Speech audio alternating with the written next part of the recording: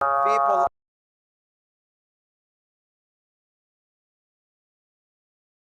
are made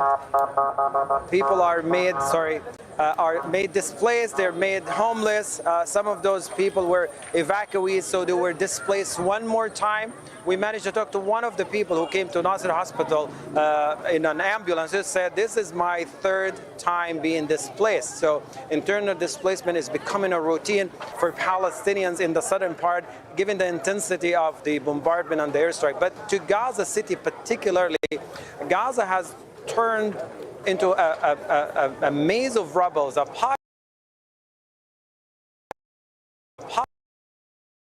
turned into a war zone right now, as not only are struck by attacking fighter jet, but also those attack drones hovering at the low level and shooting at every moving object in Gaza center and around it. That includes public facility, hospitals, schools as well. There more than 200 schools have been destroyed so far during this war, and other public facilities. Thank you very much for the update, Hani. Thank you. And a lot of activity at Al Nasser Hospital, where you're reporting live from there in southern Gaza, because people are also seeking shelter at these hospitals. Now, let's take a look at the main areas of fighting in northern Gaza. The shaded areas are where Israeli soldiers and tanks of the city and effectively cutting the strip in half. Israeli troops and tanks have completely surrounded the port of Gaza. It's believed the armed wing of Hamas, the Qassam Brigades, is fighting on what's described as 4 decisive fronts: Tal Hawa, Al-Shati, Beit Lahia and Beit Hanan. Now, Hamas's armed wing says Israel is stalling on a deal to release captives. The group says it's ready to release up to 70 women and children in exchange for a 5-day truce, the release of Palestinian prisoners and the entry of humanitarian aid. We spoke to Hamas spokesman Osama Hamdan about this. Each time we were close to reach a kind of arrangements, the Israeli undermines that process. There was a supposed arrangement of releasing 200 children in the Israeli jails, 75 women also in the Israeli jails. And on the Palestinian side, we have counted around 50 captives and multinationals as people to be released from Gaza. And talking about the details, for 5 days, each day 10 of them.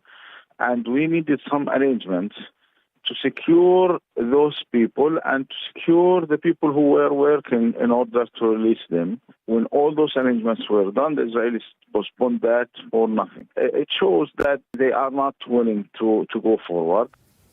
Al Jazeera's Sarah Khairat is in occupied East Jerusalem with more on the Israeli response. Well, the Israeli government hasn't really been speaking about a 5-day ceasefire, which is what Hamas has been pushing for.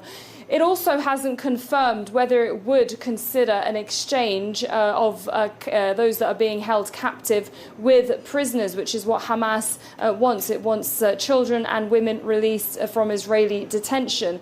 But what we do know is that overnight it had commented saying that it's been in touch with the family of the Israeli soldier that was held captive by Hamas, and a video was released of her last night. Hamas says that she was killed, but no comment on that part of the video from the Israeli authorities.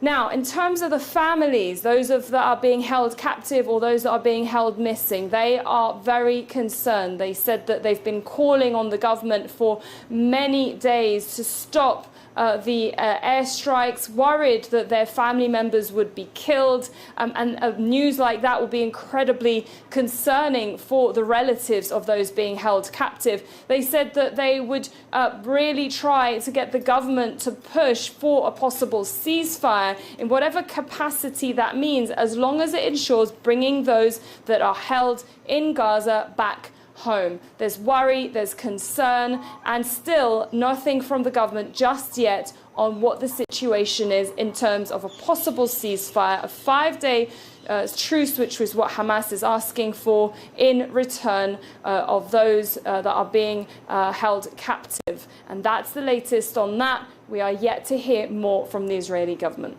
Sarah Khairat, Al Jazeera, occupied East Jerusalem. And in the occupied West Bank, at least 7 Palestinians have been killed during raids by Israeli forces.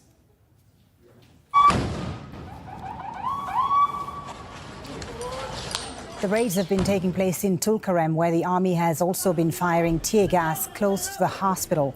Israeli troops have been obstructing ambulances. Bernard Smith has more from Tulkarem in the occupied West Bank.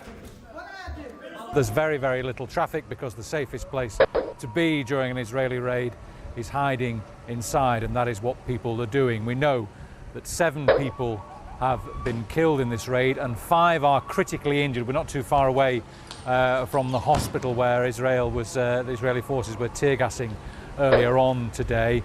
And yeah, 12 injured, 5 of those critically injured. It came after a raid that started about 10 o'clock last night, where Israeli special forces went after 2 Palestinian fighters. They were looking for the special forces, as is often happens, were spotted, and there was a larger firefight ensued when backup was called in, and that raid is still going on. It's enormously disruptive. Of course, it's one of the bigger raids there's been here since the 7th of October. I think this is the second one they've had in Tulkarem since then, and we covered another big raid a couple of days ago. The raids are increasing in intensity, although of course they've been a fact of life for Palestinians in the occupied West Bank for a very, very long time. In southern Lebanon, meanwhile, Israeli airstrikes have hit near a convoy of journalists on Monday, injuring an Al Jazeera cameraman.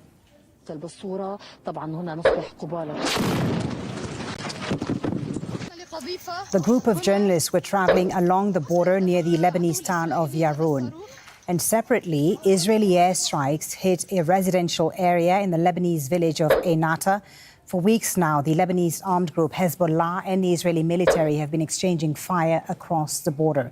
It's the deadliest violence at the border since Israel and Hezbollah fought a month-long war in 2006.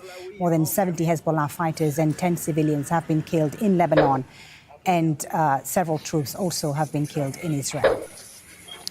Well, to discuss all these developments in Gaza and elsewhere, let's now speak to Ali Akbar Salehi, who's the former Iranian foreign minister, is joining us here on the News Hour on Al Jazeera.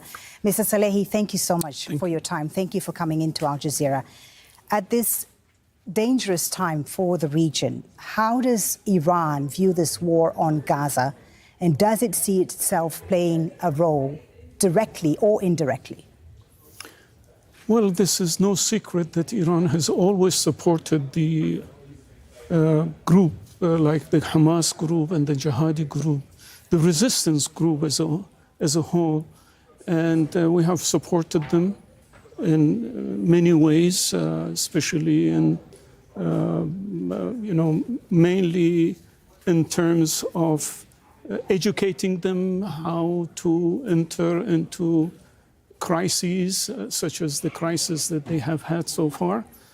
But this is as far as we have gone. Yeah, you supported them in many ways. Was there support on October the 7th? Excuse me? Was there support on October the 7th on the attack Hamas conducted? No, we were not informed because they take their decision on their own. But this does not mean that we don't support them. We have always said this. We have said it loudly that we support the resistance group. But they are independent in taking their own decisions because, as is the case with Hezbollah, for example, in Lebanon, we have absolutely no, for example, no voice they want to make. Right, because in the West, Hezbollah is widely seen as being controlled by Iran. You're saying that's not the case? It is supported by Iran, but it is not controlled by Iran. That's what I'm trying to say. Hezbollah is a group that is matured enough that can make its own decision very discreetly, and it can make its own decision based on rationality and wisdom. And that has been utterly said by Mr. Nasrallah, that Iran has nothing to do with the decisions that are made by the Hamas group or the Hezbollah group. Yes, we support them morally. We support them morally. And in other ways also we support them, probably in teaching them the art of combat, for example. But this is as far as we go. Okay. So then when you see the tensions along the Israel-Lebanon border right now, we've seen escalation in the last few weeks since the October 7th war on Gaza began. Hezbollah, you say you support, Iran support their allies. What is the message Iran today is sending to Hezbollah, is advising Hezbollah? Is it to de-escalate, contain the situation along that Israel-Lebanon border? Well, what Iran wishes is that this war crime, the atrocities that is being played by the Israelis against the poor people of Gaza, to stop, okay? And but Iran is not, as it has uttered many times, it has said many times that Iran has nothing to do with the decision that has been made by Hamas, okay? But we support them all along, and we add our voice to the voices of others, people of conscience, all around the world who have come out to the streets and shouting against the Israeli brutality and the unprecedented brutality that Israel has really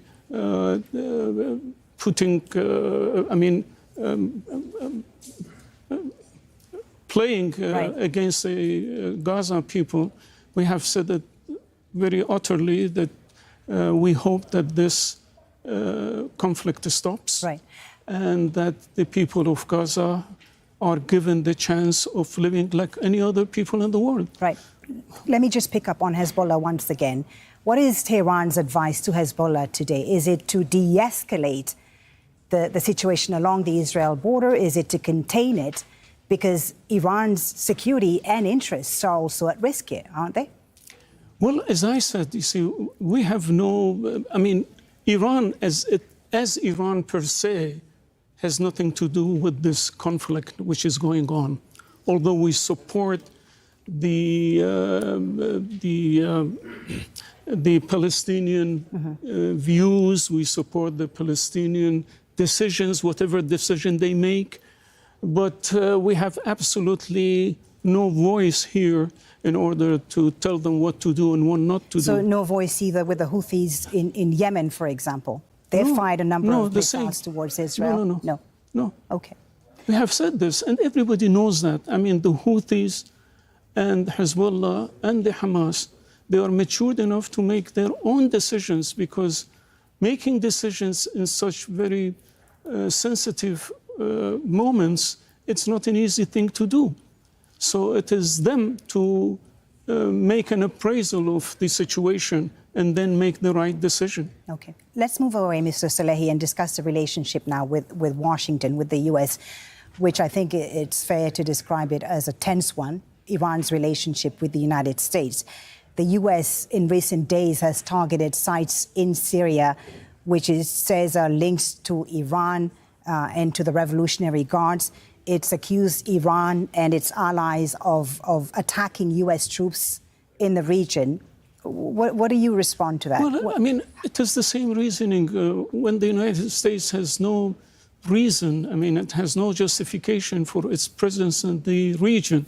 And when the United States supports all the criminal acts of the Israeli regime against the deprived people of Gaza, so they are looking for all kinds of justifications that has no value for us. And so they keep on saying that, okay, we have attacked Iranians in Syria. Okay, what do we have in Syria? We have advisors in Syria. So when they say they have attacked places in Syria that belongs to Iran, that is not true. Our military presence in Syria is based upon invitation by the government of Syria, and it is mainly an advisory role that Iran is playing in Syria. So I don't know what America, where are they bombarding? So it is up to them to decide wherever they want to bombard. But this doesn't mean that it is an Iranian foothold that they are bombarding them. You talk about the U.S. presence in the region, Mr. Salehi, and there's a report in Al Monitor newspaper which says that Iran is hoping to use this war on Gaza to force the Americans, the U.S. military, out of the region, and will do this by using its allies, the pro-Iranian militias and so on. What do you respond to that? Well, we have said this many times. We are not shy of saying it. We want the U.S. to be out of this region. What does U.S. have to do in this region? And they are thousands of miles away from this region. Imagine if Iran is near the U.S. border. How do they react to that? So the same goes. What's Iran the same is true for us. to do then to see the U.S. move out of the region? Excuse me? What is Iran prepared to do to see the U.S. leave the region? Well, Iran does its best, but in a way using its rationality and wisdom. We do not really put ourselves in a situation that would end up in confrontation. Okay. That is for sure. But, of course, that does not mean that we do not keep our diplomatic pressure. So there are many ways of putting pressure on the U.S. to leave the region. One of them is diplomatic pressure, and then coordination with the resistant groups in the region, so that they will see that for sure that the U.S. will have to leave this place. Well, but there's been a huge buildup of U.S. military hardware in the region since the war on Gaza. This latest one began on October the 7th. And that's worrying a lot of people. A lot of people are concerned that there could be a spillover and that we could see a regional conflict. Is that something that concerns you? Yeah, How high is the risk of confrontation today? Of course, we do all our best so that this crisis will not spill over. We don't want to see any confrontation so that this crisis will spill over. And we have said it many times. Our foreign minister has said it, our president has said it, that we wish that the Israelis come to their senses and that they stop these atrocities against the Gazan people, and so that crisis will stop. But if they insist, because I think the Israelis want to transfer the crisis from inside Israel to outside Israel. This is what they wish, because Israel is now the whole country, so-called country. I mean, we are not recognizing, of course, Israel, but the people in Israel are all out of job and work. Israel is not functioning anymore. It is engaged with the war in Gaza. So we hope that this does not spill over, but they are trying their utmost to really transfer this crisis to outside Israel. So that's why they are raising the crisis in southern Lebanon, for example.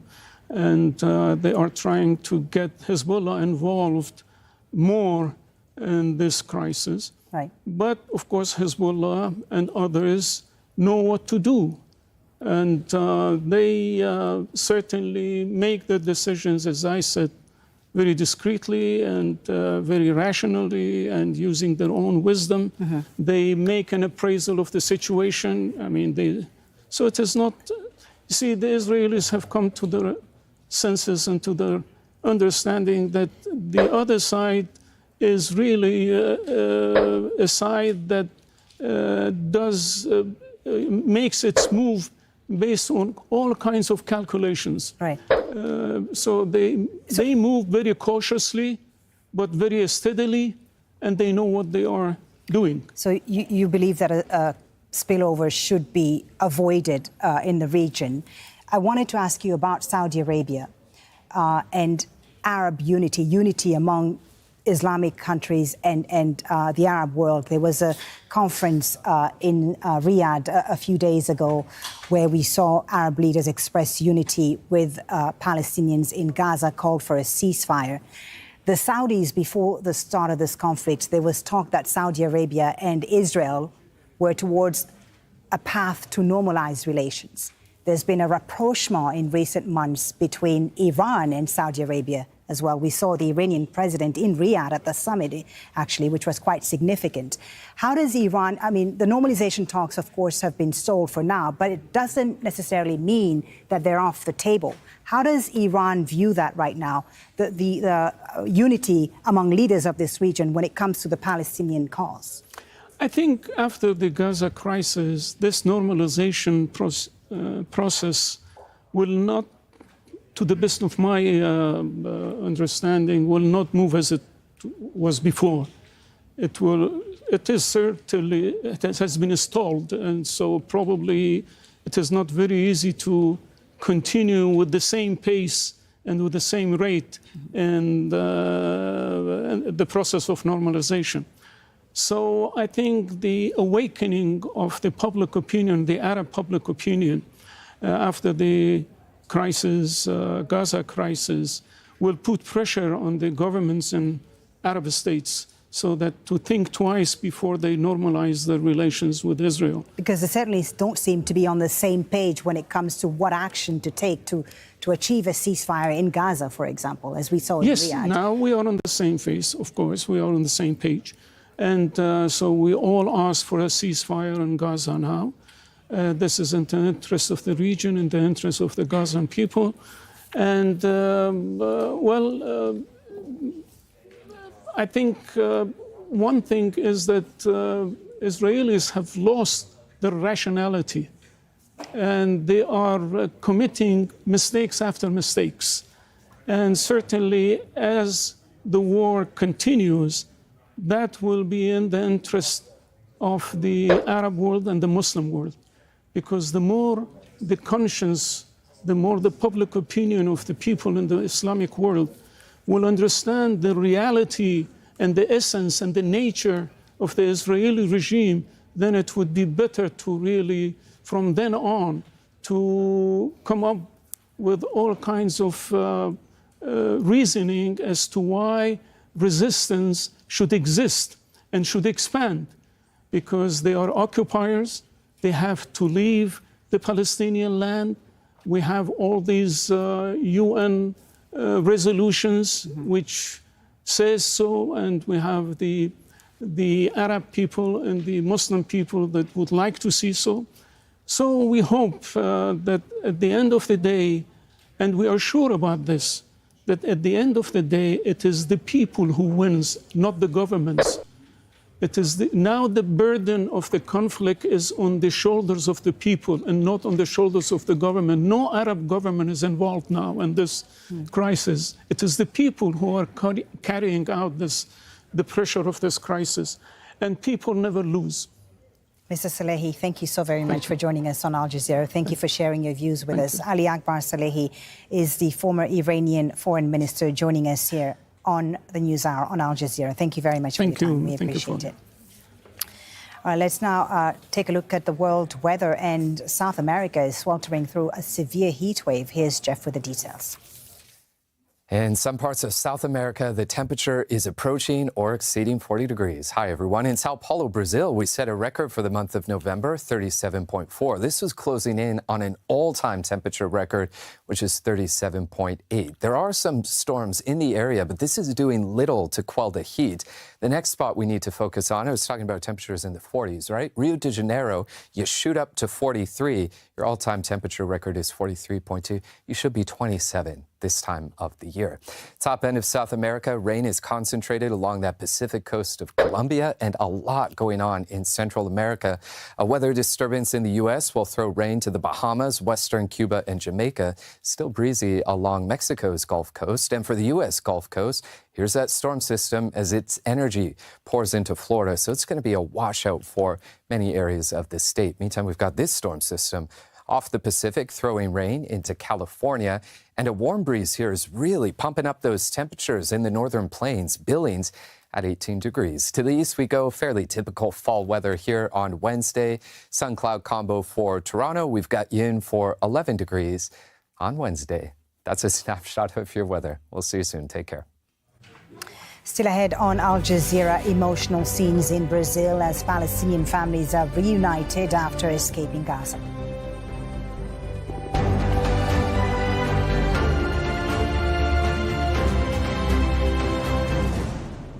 In 5, 4, 3, Q mark.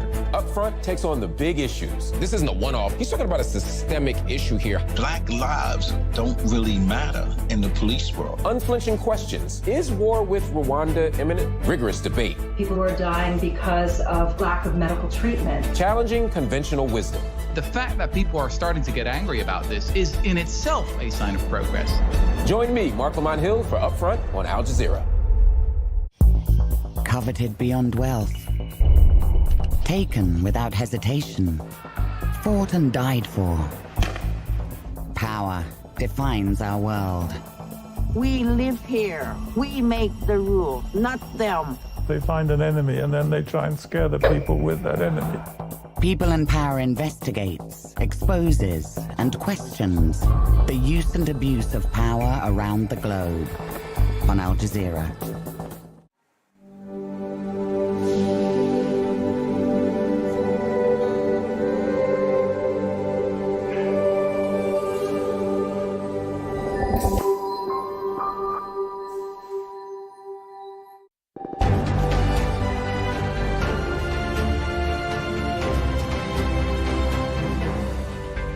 Welcome back. You're watching Al Jazeera live from Doha. A reminder of the latest developments in Israel's war on Gaza.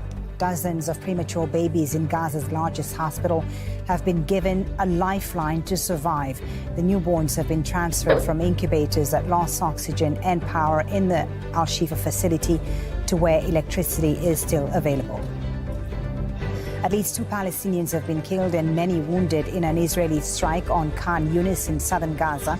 A residential building was reduced to rubble. More than 11,200 Palestinians have been killed in Israel's war on Gaza since October the 7th. In the occupied West Bank, Israeli forces have fired tear gas close to Tulkarem Hospital. 7 Palestinians have been killed in raids. Israeli forces have now withdrawn from the area. Now, in the U.S., more than 400 officials have signed a letter protesting President Joe Biden's Israel policy. It calls on the president to seek an immediate ceasefire in the Gaza Strip and to push for Israel to allow humanitarian aid into the territory.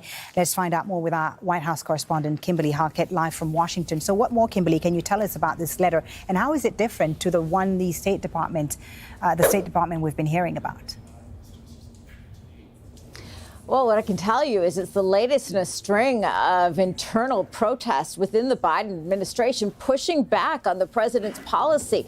Essentially, what this letter is doing is it's calling on the president to push Israel not only for a ceasefire, but also to get additional or more humanitarian aid into Gaza. And as you mentioned, this is very similar to leaked cables that we heard about recently that were sent to the Secretary of State, also expressing dissent, and an open letter that was signed by 1,000 employees of USAID. So this is just a sort of a collection that is growing within the Biden administration that really reflects what this letter is stating, that the president's policies clash with the views of ordinary Americans. And the letter states and really backs this up with information, poll numbers, in fact, that 66% of Americans and 80% of the president's own Democratic Party believe that the president should call for a ceasefire and push Israel to allow more humanitarian aid.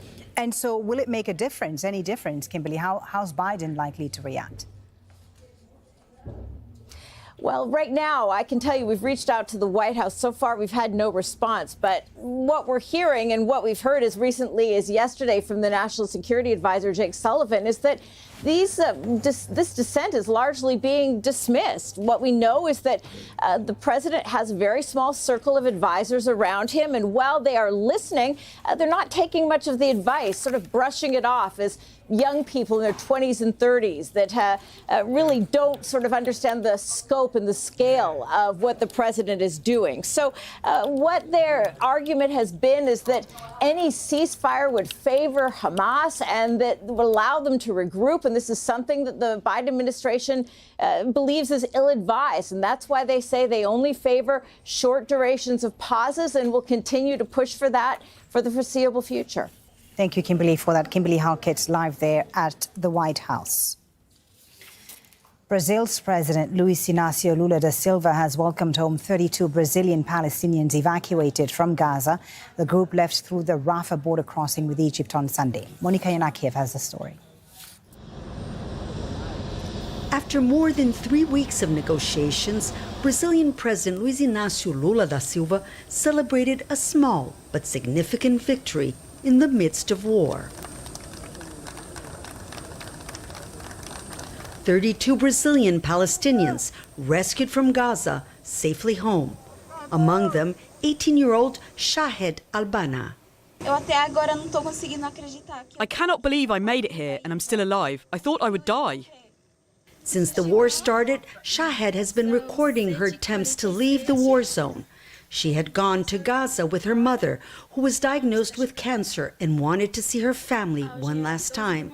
After her mother died, Shahed was getting ready to return to Brazil when the war broke out.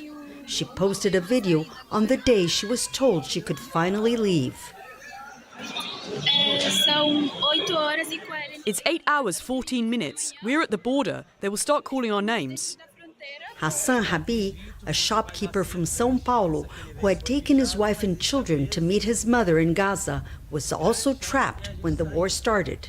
He documented his children on a beach in Egypt after spending more than a month terrified in temporary shelters under constant Israeli bombardment. Look how happy they are after spending 35 days in hiding. More than half of the group are children. 2 of them suffering from malnutrition have been hospitalized. President Lula has condemned the indiscriminate violence against civilians. I have never seen such brutal, inhumane violence against innocents. If Hamas committed an act of terrorism, Israel is committing several, not taking into account that children are not at war. Hassan thanked President Lula for his efforts. The group will spend 2 nights in Brasilia for medical checkups and to sort out their documents. Those who have homes in Brazil will return to them.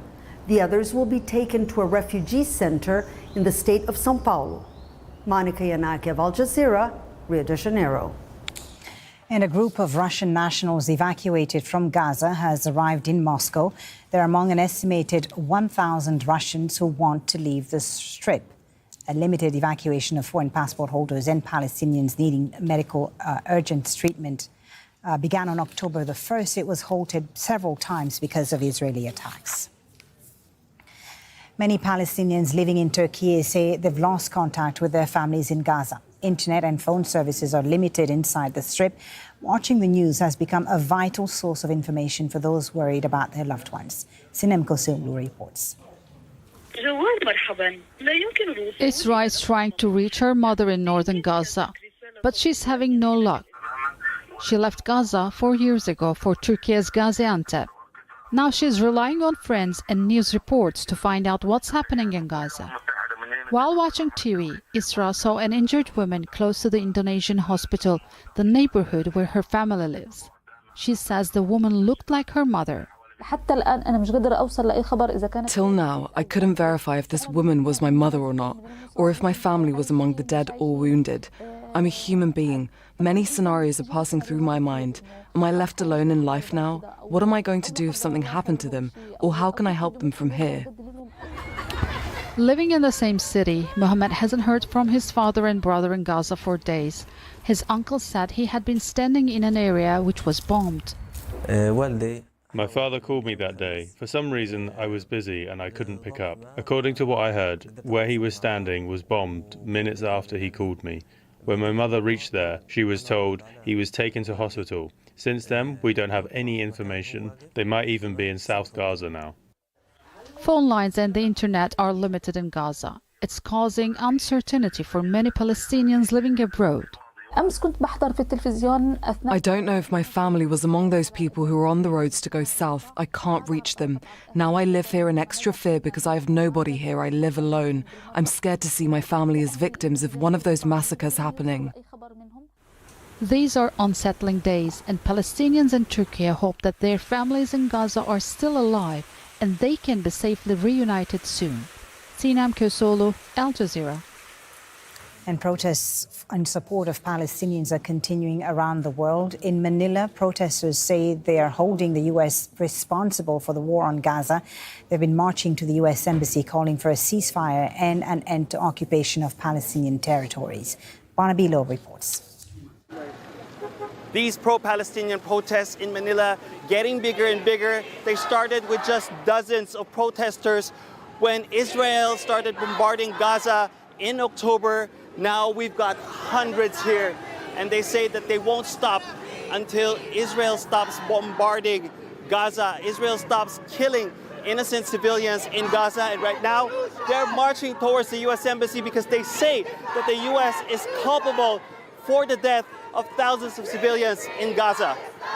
The bombs being dropped on Gaza come from the United States. The bullets used on Palestinians come from the United States. The drones used on Palestinians come from the United States. The U.S. has an overwhelming responsibility for the humanitarian catastrophe that is happening now. Number one terrorist!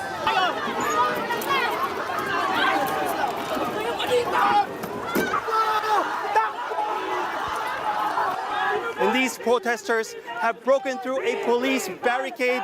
They are now closing in on the U.S. Embassy. Among these protesters are Muslim Filipinos from the southern Philippines.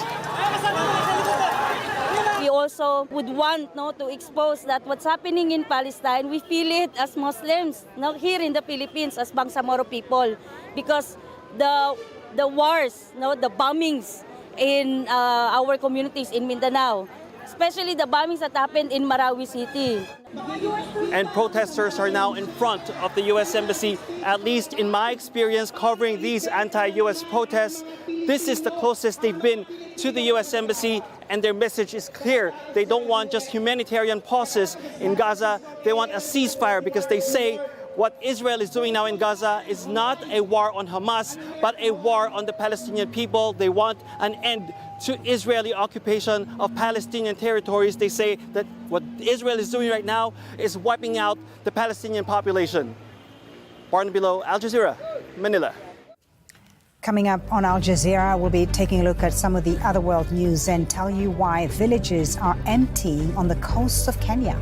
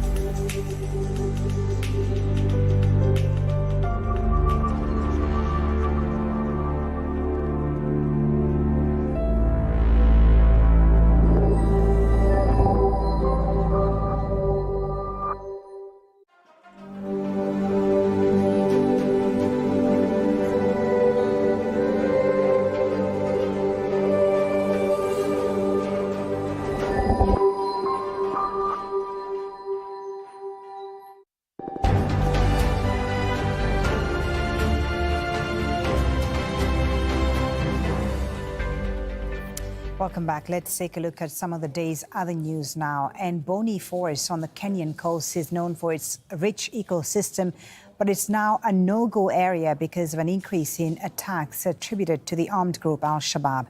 Catherine Soy reports from villages where people have been told to leave their homes because of security concerns. Pamela Ogutu watched her 19-year-old nephew being hacked to death and her home burned down. The attackers said they were from the armed group Al-Shabaab. Several other people who lived in this village near Boni Forest in Lamu County were also murdered in June. Even now, I feel very bad because I saw the Kijana slaughtered. He was breathing like a bull, slaughtered.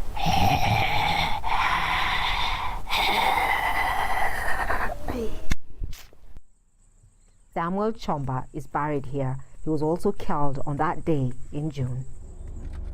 These are not isolated cases. Security forces are struggling to deal with the fighters who are said to be hiding in the forest. They've carried out attacks on civilians and security personnel. The government launched a military offensive against Al-Shabaab in 2015. That's ongoing.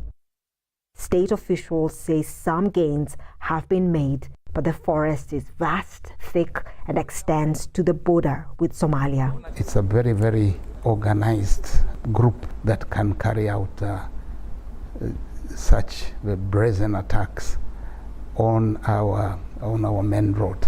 Unless we place security in every homestead, it is also quite a challenge, even for the security, to provide adequate security. The worst attack happened 9 years ago. More than 50 people were killed in a town near the forest.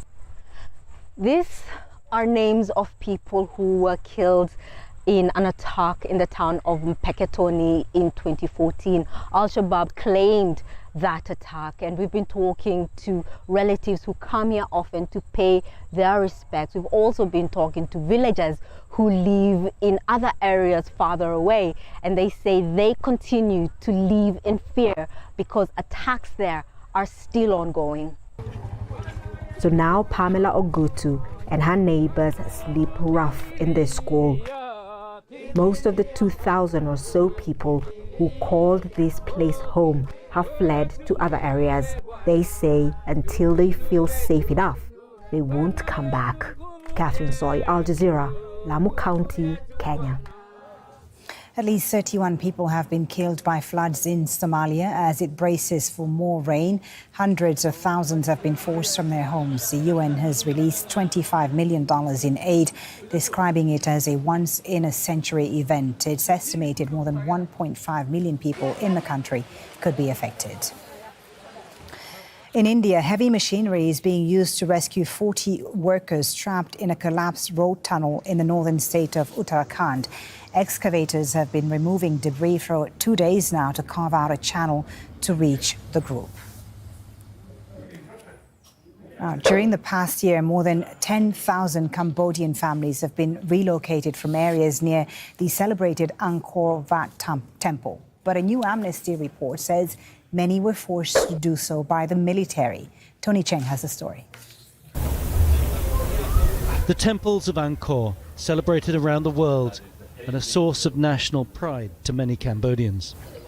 The 12th century site attracts tens of millions of visitors every year, and at its pre-COVID-19 peak, generated hundreds of millions of dollars in revenue. But the Cambodian government says the maintenance and protection of the temple complex requires it to move people further away. That's been happening since the beginning of the year, often under military supervision. We lost everything in the relocation. We don't have any hopes left. We owe the bank and we still have to repay every month. It's very hard to accept. Many of the relocation sites are barely habitable, barren stretches of land with no water, sanitation or housing. We found that a lot of them were threatened by local officials, being forced to move, were told that they would not receive any compensation, there would be power cuts, flooding, and some were even threatened with arrest. Angkor Wat has been a World Heritage Site for 30 years, and Cambodian officials have used that status to justify the relocations, a claim that UNESCO denies. But Amnesty's calls for UNESCO to intervene have so far gone unanswered, as did Al Jazeera's invitation for the agency to comment on this report. The temples have rarely benefited those who live in its shadows. The province of Siem Reap is one of the poorest in Cambodia. Half of its population exists on 75 cents a day, with few rewards from the treasures of the past. Tony Cheng, Al Jazeera. Nearly 200 Rohingya refugees fleeing Myanmar have arrived by boat in the Indonesian province of Aceh. It's the largest number to arrive in Indonesia for months. Local authorities gave them food and medical assistance.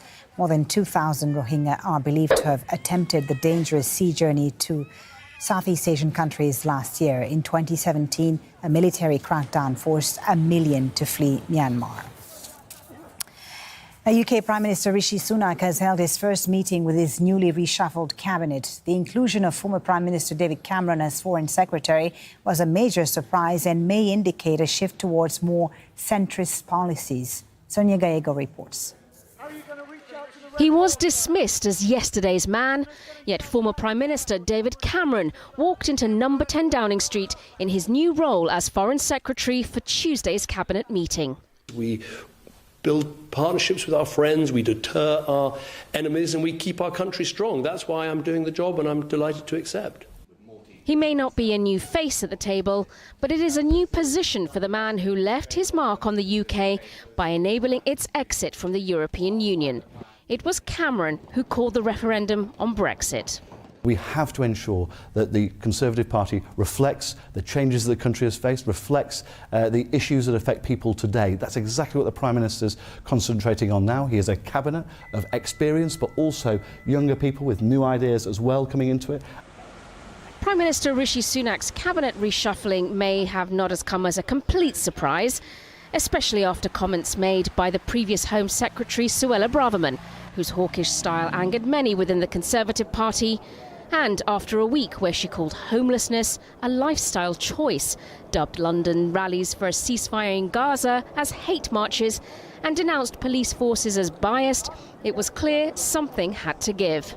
While David Cameron may have his own baggage to contend with, his place in the cabinet would indicate that the Prime Minister has a more centrist approach to politics in mind, especially when it comes to foreign policy. The challenge facing Cameron now will be how to navigate Sunak's foreign policy at a time of escalating tensions, where diplomacy will be key to finding a resolution. Sonia Gallego, Al Jazeera, London. And voting is underway in Liberia in a presidential runoff election. People are choosing between incumbent George Weah and former Vice President Joseph Boakai. More than 2.4 million voters, just under half the population, are registered to vote. The first round last month highlighted deep divisions. Weah has received the support of two other opposition parties. Let's take you back to Gaza now and the story of Hassan al-Bakr. He shares his journey of evacuating from the south of the Strip with his brother and how the Israeli military shot him. We were sheltering at the UNDP 2 days ago. The Israeli army targeted the UNDP while we were inside. 5 people were killed. After that, we saw people walking by, so we walked with them, me and my brother. The Israeli army would tell us where to walk, and we would follow their instructions.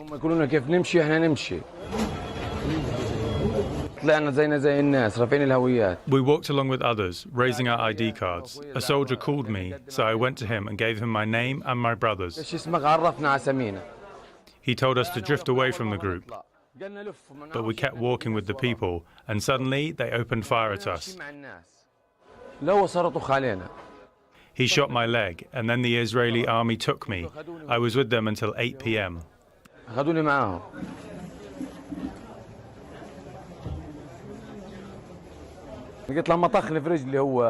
When they shot my leg, the bullet came out and injured a girl who was with me on the street, which shows how crowded and how close to each other we were.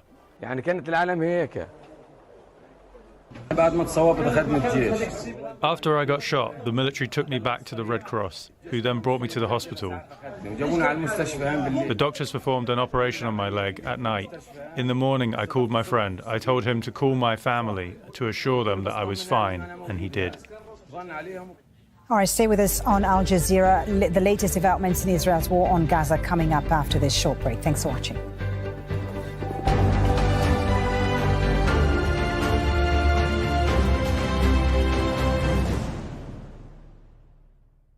لا لا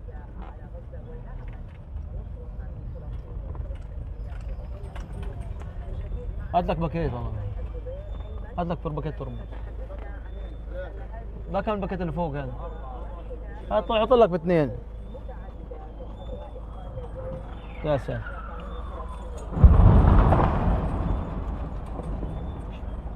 لا بدي اغسل ايدي وسخين 5 كم عرفين تفضل تم الوصول لاخر شارع العسكر الشافعي الشمال الاخر ولم يوجد احد لكن الجيران بيقولوا له يدار مدير عندي ما في علاج والمكان خطا الاسعاف من طرفات العوده لنقطه 0 بجي سجل اسعاف الان هيضربوا في المختار قد البلد اطلع في اسعاف احنا طلعنا دخلنا الشارع عشان لو في شظايا ما تجيش علينا. في صبت شيء؟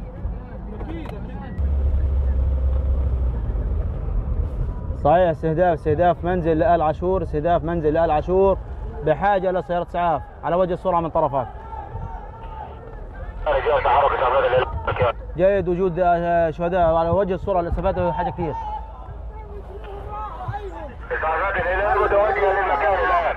Israel is still refusing to allow international journalists into Gaza to cover the carnage there.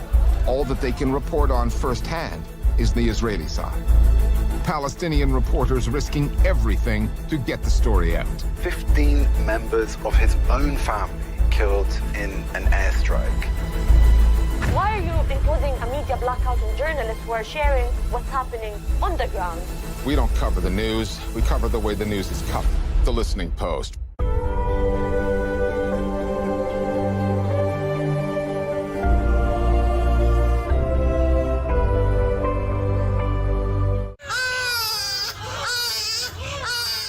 Gaza's youngest fight for their lives in hospitals, surrounded and under attack by Israeli forces.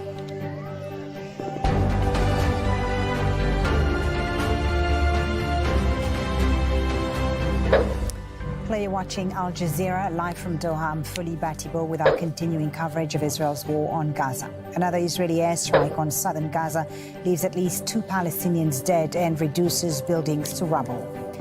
Hamas says Israel is stalling on a deal to release captives held in Gaza in exchange for a 5-day truce. And 7 Palestinians killed as Israeli forces carry out more raids in the occupied West Bank.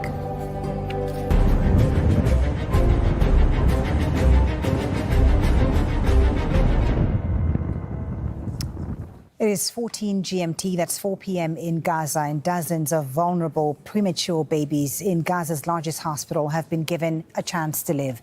They've been transferred to a part of the Al-Shifa hospital where there's still power after their incubators ran out of oxygen and electricity. But staff say their survival remains under threat. It comes as people trapped inside the facility are planning to bury bodies of the dead within the hospital compound. A warning some viewers may find the images in Osama bin Javid's report distressing. Cold, struggling to breathe, and more dying every day. Even newborns are at risk in Gaza, and doctors are struggling to keep them alive.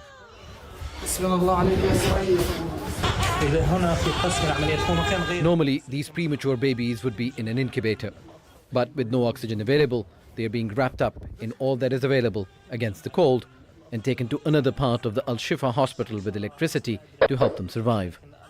Israel's war on Gaza has wrecked healthcare services, and medical staff can only offer basic first aid. At the Al-Awda hospital in northern Gaza, many premature babies have died. Doctors say any born underweight are likely to die because here too there are no incubators to stabilize them. Caesarean sections or C-sections are carried out at times with limited anesthetics and painkillers. We've had 16 C-sections in extraordinary circumstances. We can't reach the blood banks, almost closed. We lost many infants because some were born early. It's extremely difficult to look at them while they're dying, and there's nothing we can do. Patients are carried to other floors because the lifts are not working. Other pregnant women are taking risks to reach the hospital as all those in northern Gaza are out of service. They risk Israeli attacks like this one on Tuesday morning. In the early hours, it was the Al-Fakhura school in southern Gaza. The region is where people in northern Gaza were told to move for safety by the Israeli military. Yet, it continued its bombardment there. They forced us to leave our houses. They brought us here to these schools. We were targeted, and most of those who lost their lives are children and women. All of them, women and children. They said that these schools are safe, but they are not. They claim to be peaceful people, that they take care of civilians, but in fact they are terrorists who attacked schools and defenseless people. We were sleeping, and of a sudden they targeted the school, and shrapnel went into the classrooms. Fighters with Hamas's armed wing, the Qassam Brigade, say if Israel observes a ceasefire in Gaza, We told the mediators that we are asking for a 5-day truce, in which we will release 50 women and children, and this number might actually go up to 70. But the UN's Agency for Palestinian Refugees says even if aid gets through, it doesn't have the fuel to enable its trucks to deliver supplies. Supplies needed by babies like this one, opening its eyes to a world where its carers are helpless and bombs don't stop falling. Samba bin Javed, Al Jazeera. Let's get the latest on the situation on the ground now and speak to Al Jazeera's Hani Mahmoud, who's in Khan Yunis for us in southern Gaza. Hani, let's start with the babies and the hospitals. What are we hearing about their condition right now?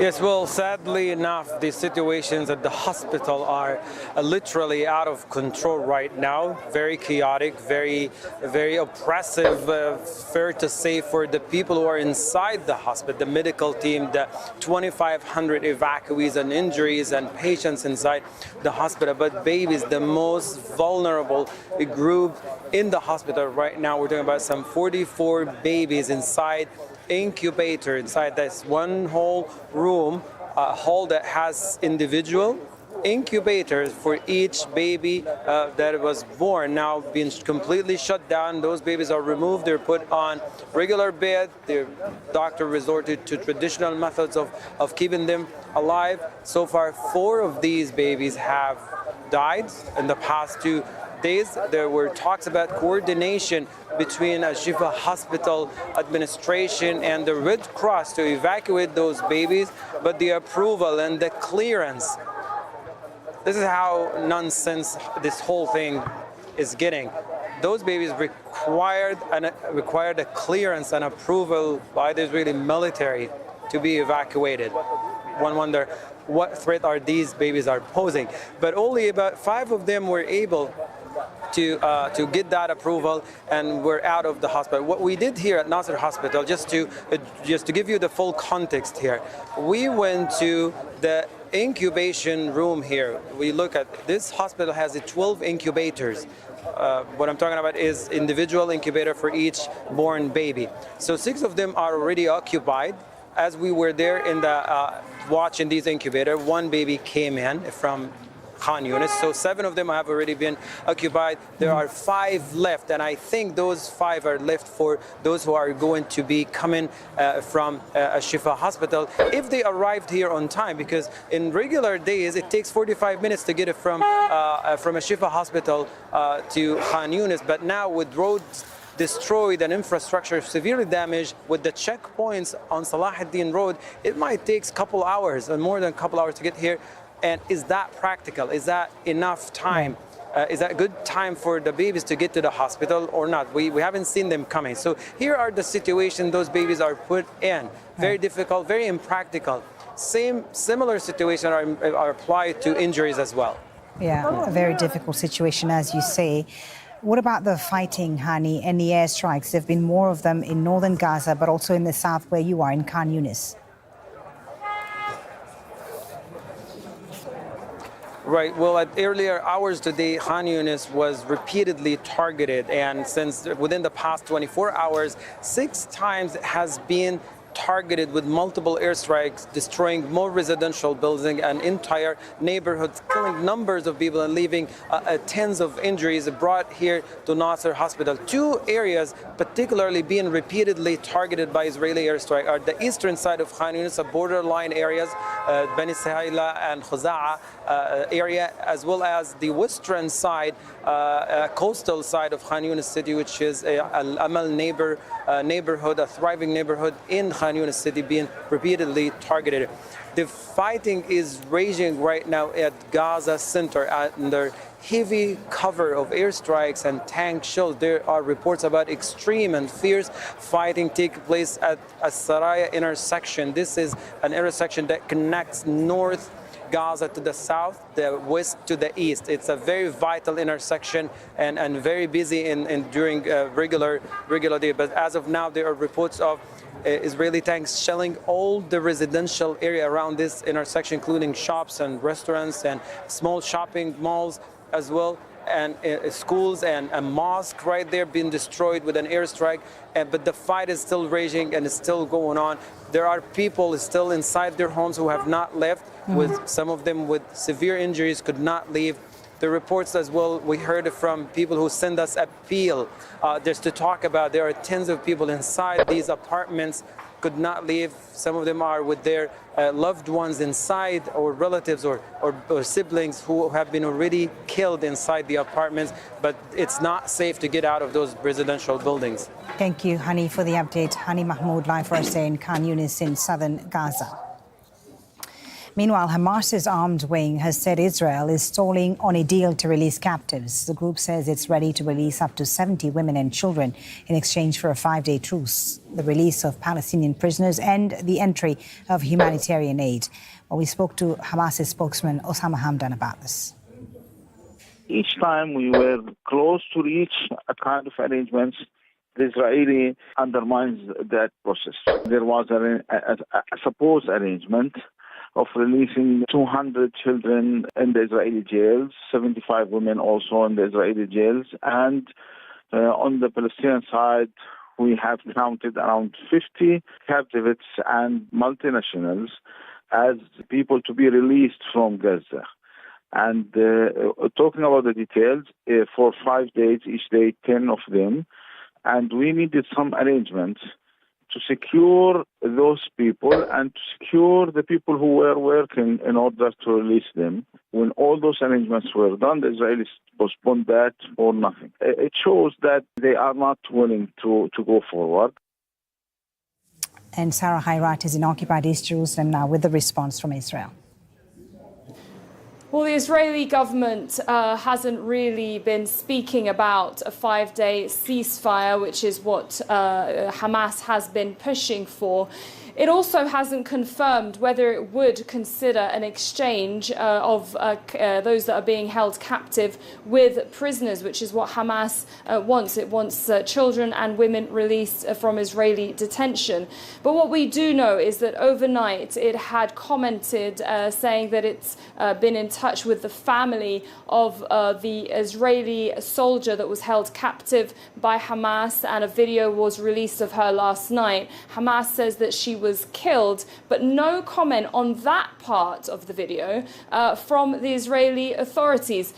Now, in terms of the families, those that are being held captive or those that are being held missing, they are very concerned. They said that they've been calling on the government for many days to stop the airstrikes, worried that their family members would be killed, and news like that will be incredibly concerning for the relatives of those being held captive. They said that they would really try to get the government to push for a possible ceasefire in whatever capacity that means, as long as it ensures bringing those that are held in Gaza back home. There's worry, there's concern, and still nothing from the government just yet on what the situation is in terms of a possible ceasefire, a 5-day truce, which was what Hamas is asking for in return of those that are being held captive. And that's the latest on that. We are yet to hear more from the Israeli government. Sarah Hayrat, Al Jazeera, occupied East Jerusalem. And in the occupied West Bank, at least 7 Palestinians have been killed during raids by Israeli forces. After hours of confrontations, the Israeli military has withdrawn its troops from Tulkarem.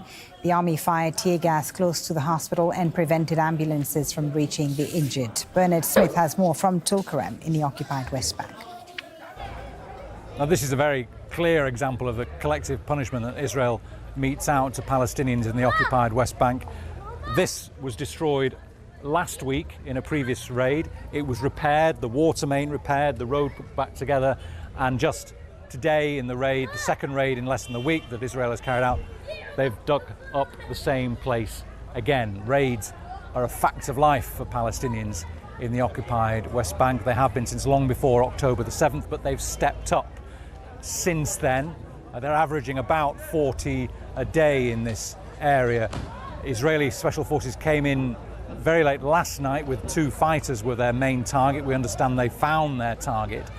but then another firefight erupted when those special forces were spotted.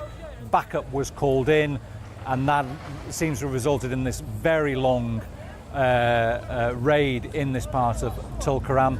But it is a fact of life for the Palestinians that live here, and this sort of collective punishment is also frequently meted out on them. Bernard Smith, Al Jazeera, Tulkarem. And still ahead on Al Jazeera, with attacks also happening in Lebanon, Syria and Iraq, we hear what former Iranian Foreign Minister Ali Akbar Salehi has to say about the conflict spreading in the Middle East.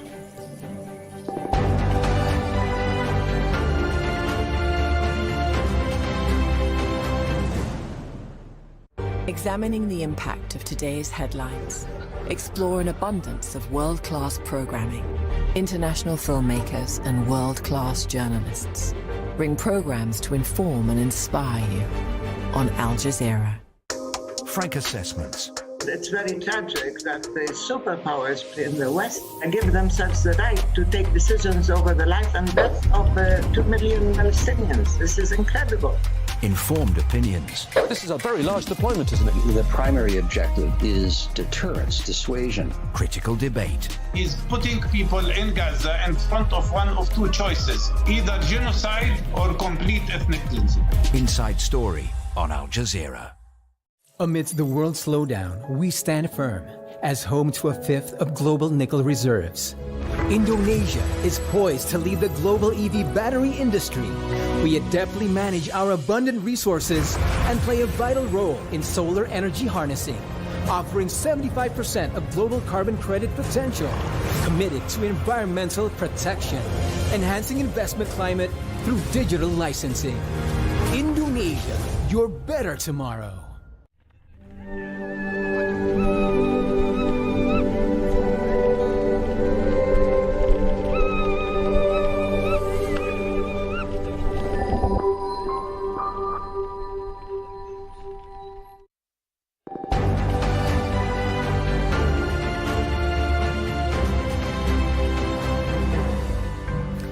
Welcome back. You're watching Al Jazeera live from Doha. A reminder of the latest developments in Gaza. Dozens of premature babies in Gaza's largest hospital have been given a lifeline to survive. The newborns have been transferred from incubators that lost oxygen and power in the Al-Shifa facility to where electricity is still available.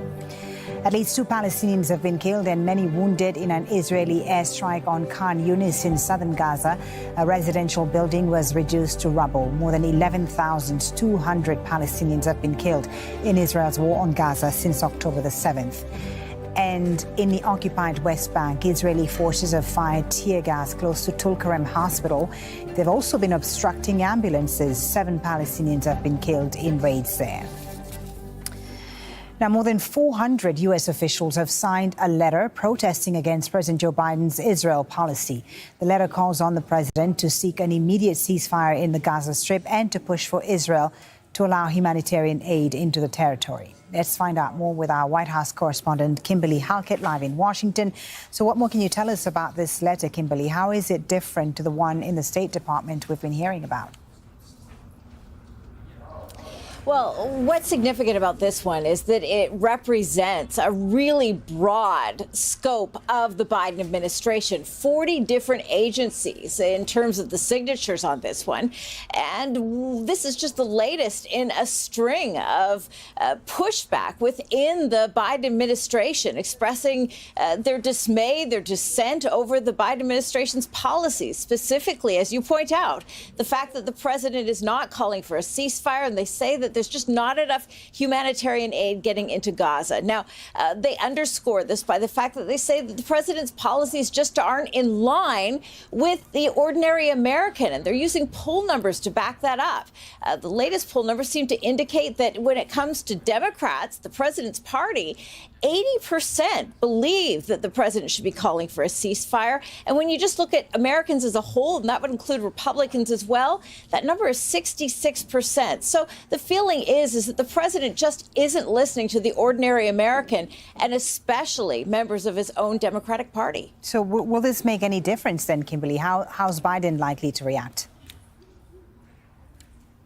Well, given the fact that we've had now protests on Capitol Hill. We've had these leaked cables from the State Department, and now we have these letters, not just, as we've said, from the political appointees, the staff members, and the 1,000 that are reflected from the USAID. But the problem is that really this is being dismissed by the Biden White House. He's really surrounded himself, the president, that is, with a very small circle, we're being told. And he's largely dismissing this as dissent from younger people, 20s and 30s, and that they really don't understand the scope of this. The bottom line is we heard from the National Security Advisor, Jake Sullivan, as of yesterday, Monday, and what he said was that there's really no interest in the president calling for a ceasefire because the feeling is that this would allow Hamas to regroup, and that the president favors instead pauses, and that would allow for humanitarian aid to get in, and that is what the president is favoring right now. So they really feel that they are on the right course, and they're going to stay the course.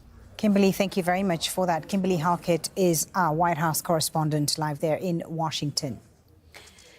Now, earlier, I was joined by Ali Akbar Salehi, the former Iranian foreign minister, to discuss the war on Gaza and Iran's stance. He says Tehran is firm that the United States should end its presence in the Middle East.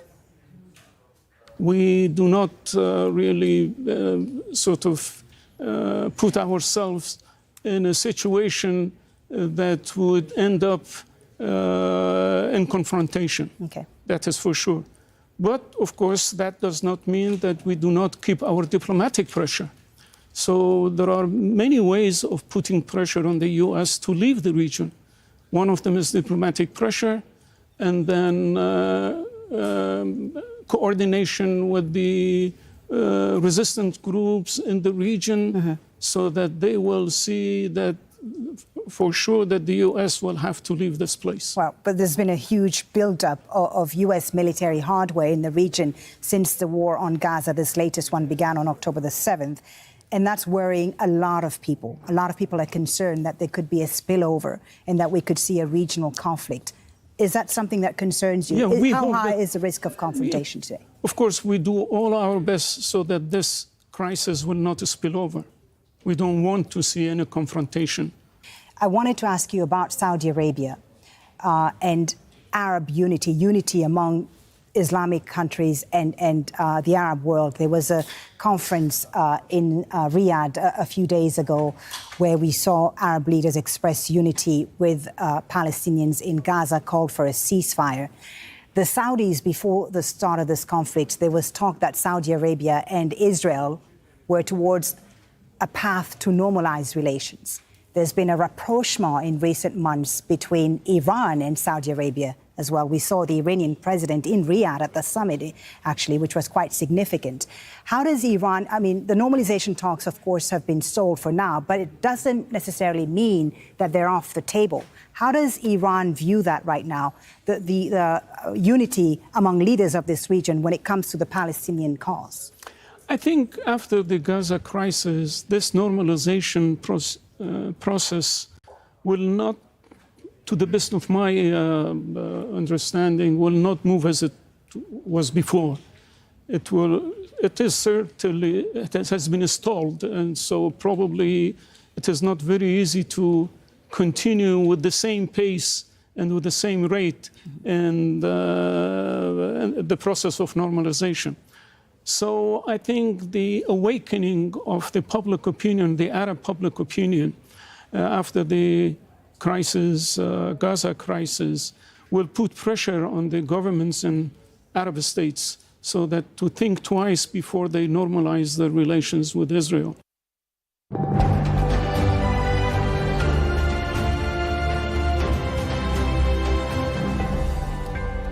Let's take a look at some of the day's other news now. And the army in Mali say they are now in control of the northern town of Kidal after fighting resumed with rebel groups on Sunday. Kidal is a stronghold of Tuareg-dominated separatist groups who are considered a threat by the ruling junta. The military seized power in Mali in a coup in 2020 and have since been attempting to secure control of the entire country. At least 31 people have been killed by floods in Somalia as it braces for more rain. Hundreds of thousands have been forced from their homes. The UN has released $25 million in aid, describing it as a once-in-a-century event. It's estimated more than 1.5 million people in the country could be affected. Voting is underway in Liberia in a presidential runoff election. People are choosing between incumbent George Weah and former Vice President Joseph Boakai. More than 2.4 million voters, just under half the population, are registered to vote. The first round last month highlighted deep divisions. Weah has received the support of two other opposition parties. A rebel alliance in Myanmar is battling the military in 4 states, seizing some of its camps in areas near the border with India and China.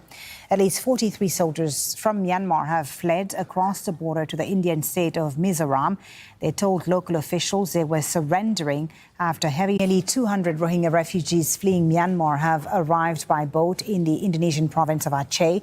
It's the largest number to arrive in Indonesia for months. In 2017, a military crackdown forced 1 million Rohingya to flee Myanmar.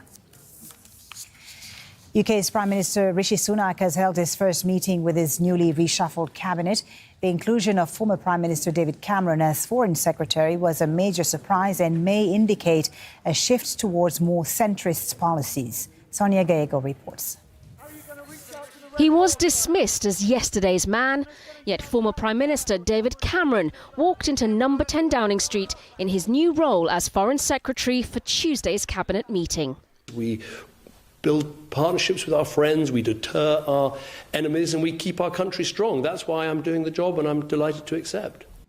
He may not be a new face at the table, but it is a new position. The changes the country has faced reflects the issues that affect people today. That's exactly what the Prime Minister's concentrating on now. He has a cabinet of experience, but also younger people with new ideas as well coming into it.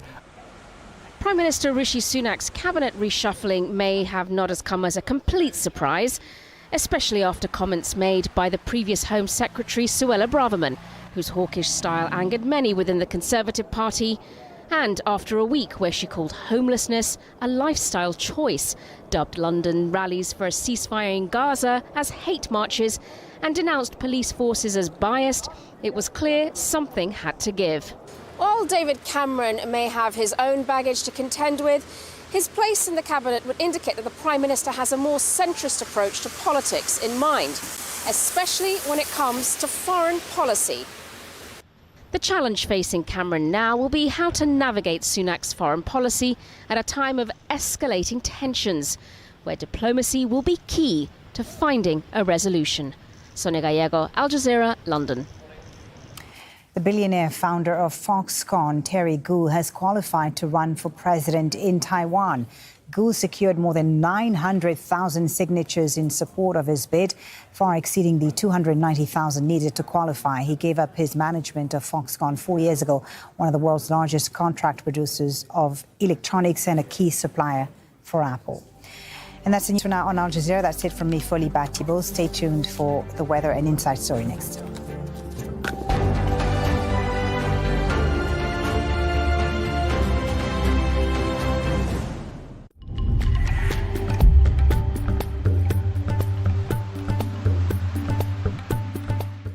And we're off and running with your weather report for Wednesday right across Asia. And first, I want to talk about this heat in Afghanistan. Herat at 25, that's a good about 8 above where you should be for this time of the year. Plenty of sun in the forecast as well. Then we've got this weather maker developing in the Bay of Bengal. It's creeping closer to the coast of Andhra Pradesh and Odisha. Looks like we are going to see rain by the end of the work week. There's monsoon rains picking up through central Vietnam, likely to see a couple 100 millimeters in Da Nang. And then we've got severe flood advisories in play for the central Philippines as those monsoon rains pick up. Okay, let's go to China right now. It's looking like this. A slug of rain along the Yangtze River Valley, dropping down to the Pearl River Valley, and still that cold and fresh air for the northeast of China, Beijing at 9 degrees. A bit more in the way of cloud cover across the Korean Peninsula at times. And we've had some frost advisories issued for Shikoku. It's that time of the year as those temperatures by night fall off. Let's go back to this part of Southeast Asia.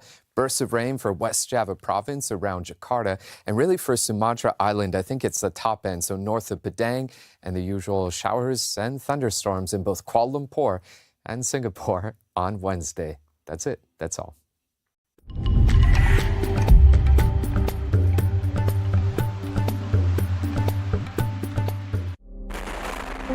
8,000 deaths, 20,000 injuries, 1.4 million people displaced.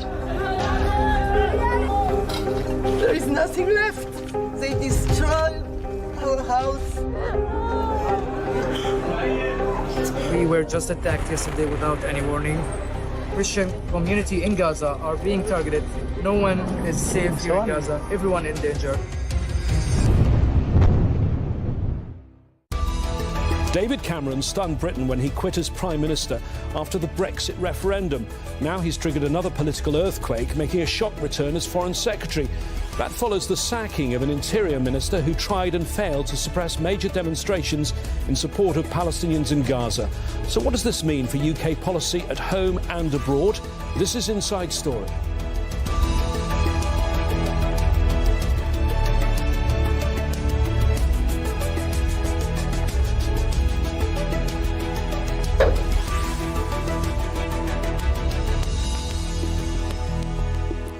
Hello there, I'm James Bays. There can be few comebacks in British political history as dramatic as David Cameron's return to government. His departure after losing the Brexit referendum in 2016 was spectacular, as is his shock appointment as the new UK Foreign Minister. Foreign Affairs will be his business, giving him a job no one expected. He fills a cabinet seat left empty after the Home Secretary or Interior Minister, Suella Braverman, was sacked for writing a newspaper article accusing police in London of being too lenient with pro-Palestinian protesters. An estimated 300,000 people marched on Saturday in support of Gaza and against Israeli aggression. That was after the chief of the Metropolitan Police said the march could go ahead despite Braverman's opposition. Cameron joins a government led by Rishi Sunak, with his Conservative Party languishing in the opinion polls behind Labour. And with an election due in the next year, the party needs a turnaround as dramatic as Cameron's return to stay in power. In a statement on X, formerly known as Twitter, Cameron said, "While I've been out of frontline politics for the last 7 years, I hope my experience will assist me in helping the Prime Minister. Though I may have disagreed with some individual decisions, it's clear to me that Rishi Sunak is a strong and capable Prime Minister. I want to help him to deliver the security and prosperity our country needs and be part of the strongest possible team that serves the United Kingdom." So how will Cameron's appointment shape Britain's policies domestically and overseas? We'll be discussing all this with our expert panel shortly. Top of his in tray will be its position on the war on Gaza, with the UK being one of Israel's staunchest allies and biggest arms suppliers. Then there's Russia's war in Ukraine, where Britain plays a similar role back in Kyiv. Repairing relations with Europe, fragmented by Brexit, will be another major issue. And then there's the so-called special relationship with the US that's badly in need of repair, having frayed during the Biden presidency. And Boris...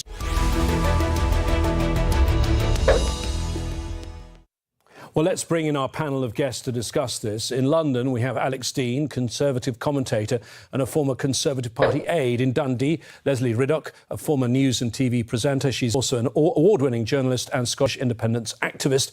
And in London, Tim Bale, Professor of Politics at Queen Mary University of London. He's a former Deputy Director of UK in a Changing Europe. Thank you for joining us, all of you. This was the best-kept secret, it seems, in the UK. No one saw it coming. Alex, you know David Cameron well. Did you have any hint of this? It seems a political bombshell.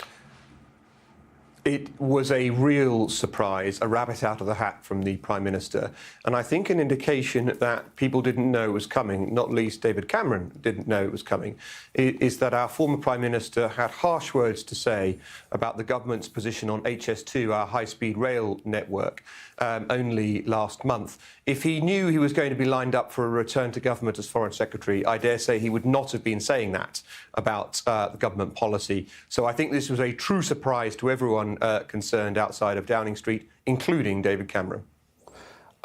Leslie, a former Prime Minister then becoming a minister in a cabinet, that's something that happens in Europe. It's not something I've heard of in the UK before.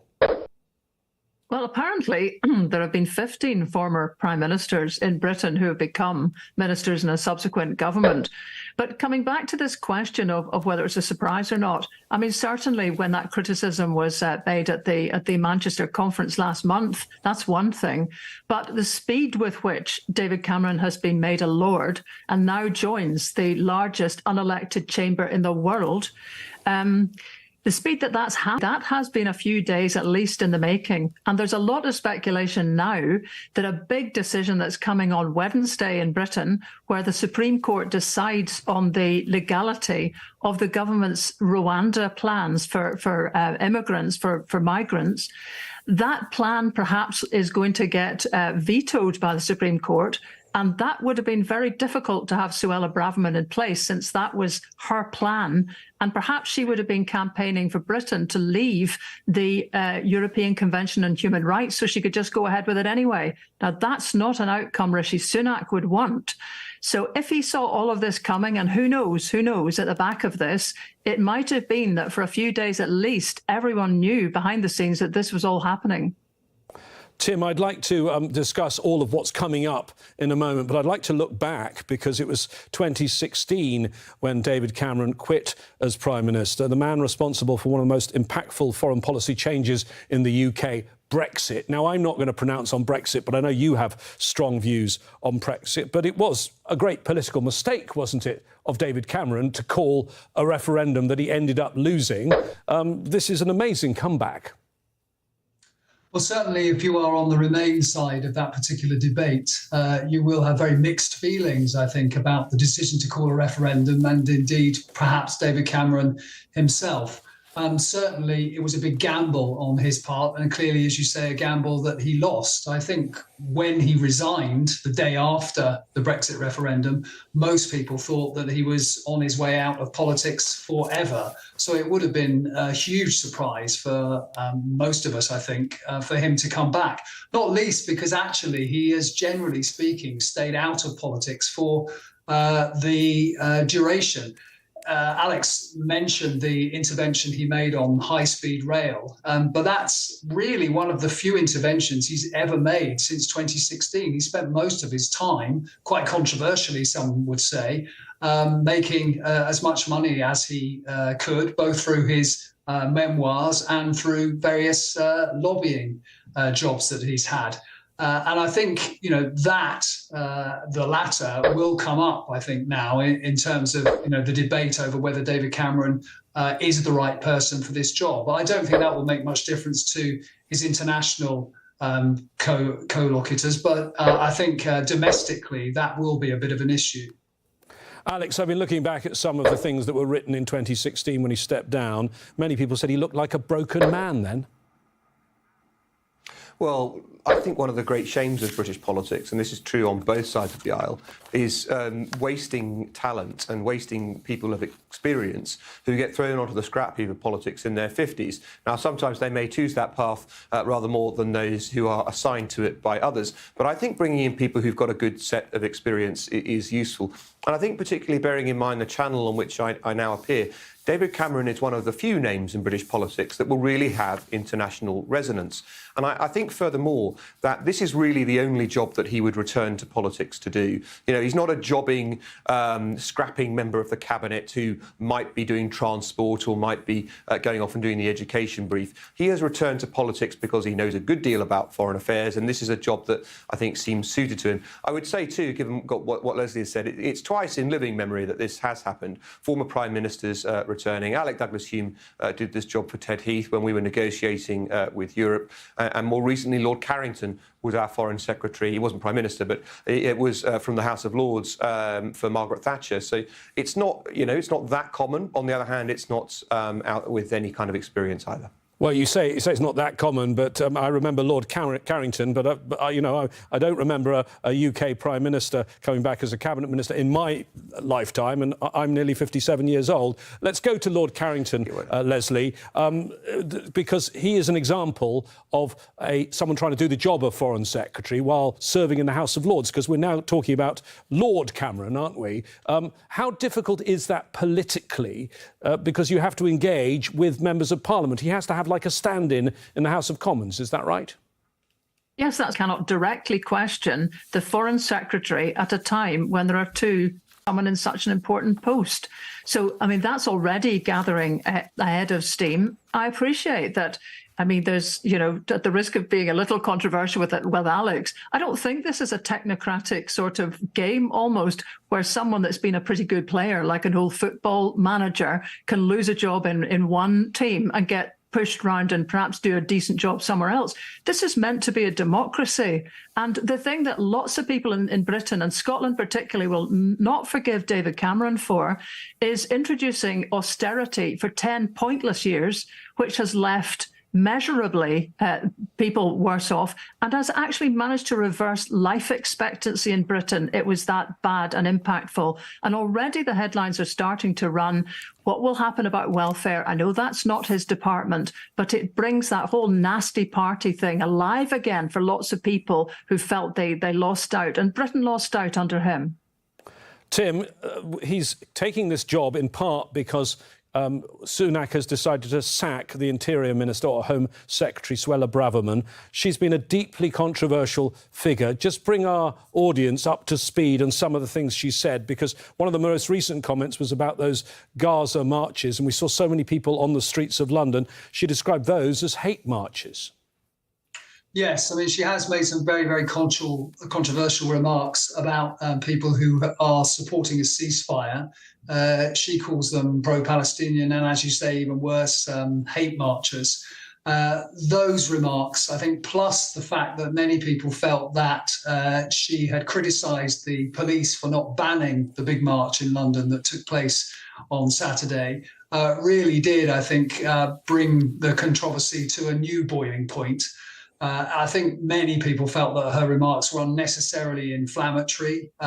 She, on the other hand, I think feels very strongly about the issue, genuinely, but everything she does is also seen, rightly or wrongly, and probably rightly, through the lens of her leadership ambitions.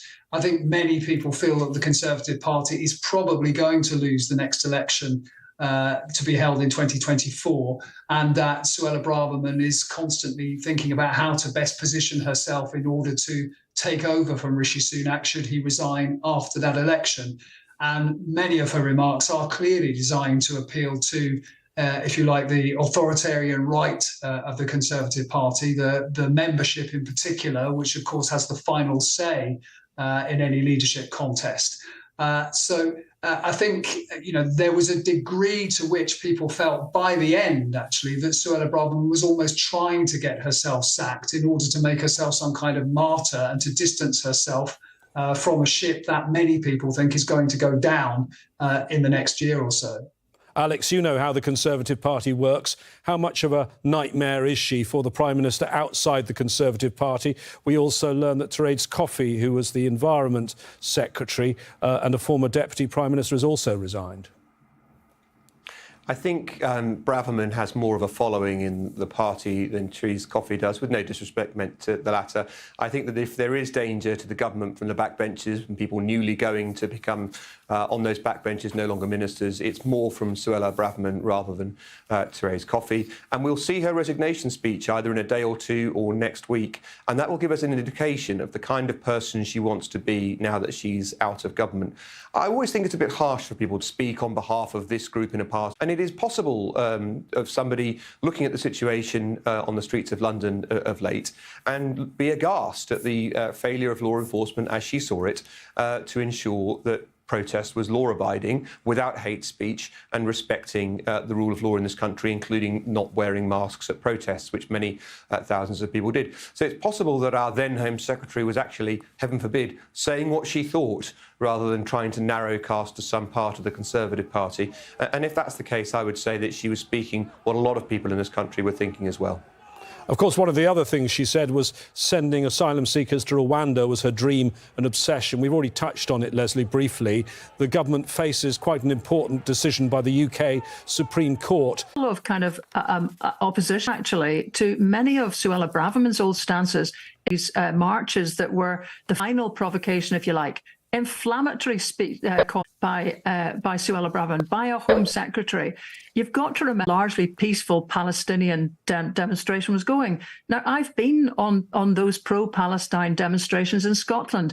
This is going to be like the protests over the poll tax in Britain and over the Iraq War, where people keep trying to ignore that almost a majority of the population want a ceasefire in Palestine in Britain, and that cannot be expressed while we have these games being